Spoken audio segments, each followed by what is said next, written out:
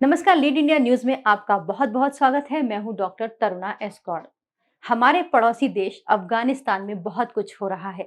बरसों से चले आ रहे संघर्ष के बाद आखिरकार अफगान हार गया। अब पूरे मुल्क पर तालिबानी कब्जा हो चुका है। जब बीते 2 से 3 सप्ताह पहले अमेरिकी सेनाओं ने अफगान से वापसी शुरू की थी, तब सबको पता था कि ऐसा ही होने वाला है। रविवार की सुबह तालिबान ने काबुल के नजदीक जलालाबाद पर कब्जा किया और बाद में काबुल के बाहरी इलाकों को अपने अंडर में ले लिया। हजारों अफगानी नागरिकों के चेहरे पर हताशा छा गई। 20 साल बाद अब तालिबान एक बार फिर अफगान की सत्ता संभालने के लिए तैयार है। अफगानिस्तान की तकदीर देखिए।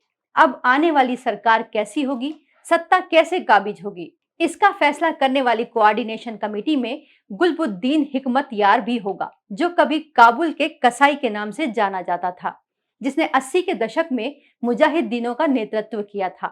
सत्ता हस्तांतरण के लिए बनी इस कोऑर्डिनेशन कमेटी में प्रधानमंत्री हामिद करजई और तालिबान के साथ शांति वार्ता में शामिल रहे अब्दुल्ला भी शामिल होंगे। आखिर कौन है ये तालिबान जिसका इतना खौफ है? पश्तो भाषा में तालिबान का मतलब छात्र होता है। तालिबान एक धार्मिक कट्टरपंथी संगठन है। 90 के दशक में सोवियत संघ की सेना अफगानिस्तान में थी और जब सोवियत सेना अफगान छोड़ रही थी, तब धार्मिक कट्टरपंथी छात्र संगठन तालिबान का जन्म हो रहा था। तालिबान सुन्नी कट्टरपंथी विचारधारा के समर्थक थे और उसके प्रचार में जुटे थे, जिसे सऊदी अरब ने फंडिंग की थी। इधर सोवियत सेना ने अफगान छोड़ा, उधर 1995 में तालिबान ने पहले ईरान से लगे हेरात प्रांत और उसके बाद में काबुल पर कब्जा किया। इसके बाद अंतरराष्ट्रीय हस्तक्षेप के बाद साल 2001 में अमेरिकी नेतृत्व वाली सेना ने तालिबान को अफगान से सत्ता से बेदखल किया। नरमपंथी, उदारवादी और प्रगतिशील सरकार सत्ता में आई।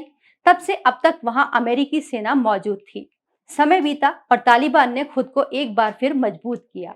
इस बीच 2018 में तालिबान ने अमेरिकी सेना से बातचीत शुरू की। फरवरी 2020 में दोहा में तालिबान और अमेरिका के बीच एक समझौता हुआ। अमेरिका जल्द ही अफगानिस्तान छोड़ देगा और बदले में तालिबान अमेरिका के सैनिकों पर हमले नहीं करेंगे। साथ ही तालिबान ने अल कायदा और दूसरे चरमपंथी संगठनों से दूरी बनाने का भी समझौता किया। समझौते के मुताबिक अमेरिकी सैनिकों ने वापसी शुरू कर दी।